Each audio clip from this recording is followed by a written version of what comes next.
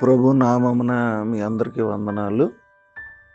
ఈ దినము దేవుని యొక్క వాక్యము వాగ్దానము, నేను మీకు విశ్రాంతిని కలగజేతును. మత్తయి రాసిన సువార్త 11వ అధ్యాయము 28వ వచనం.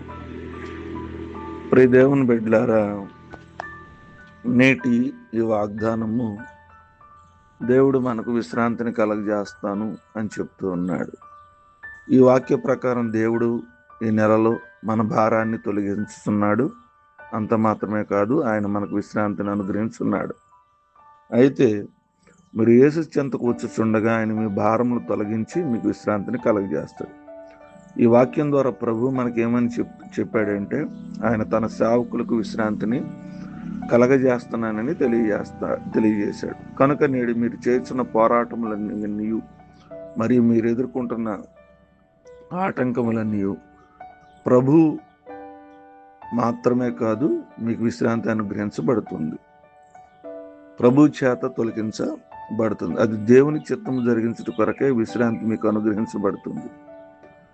నేను సాత్వికుడును దేన మనసు గలవాడు నా దగ్గర నేర్చుకున్నాడు. ఈ వాక్య ప్రకారం యేసు అనే కాడి మీరు మీ మీదకు తీసుకున్నప్పుడు అది మీకు తేలిగ్గా ఉంటుంది.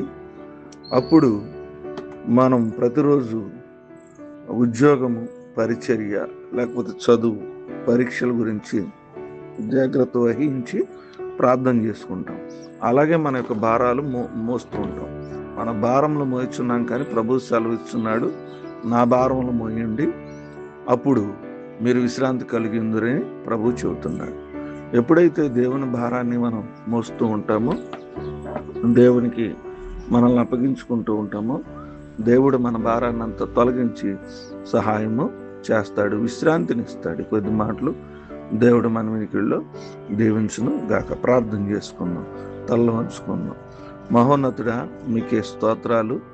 నాయన, నేటి వాగ్దానం ద్వారా మమ్మల్ని దర్శించినందుకు మీకు వందనాలు.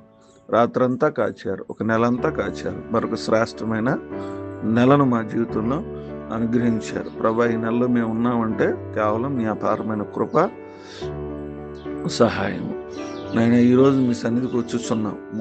నాయన, మేము మోయిచున్న ప్రతి భారాన్ని తొలగించండి.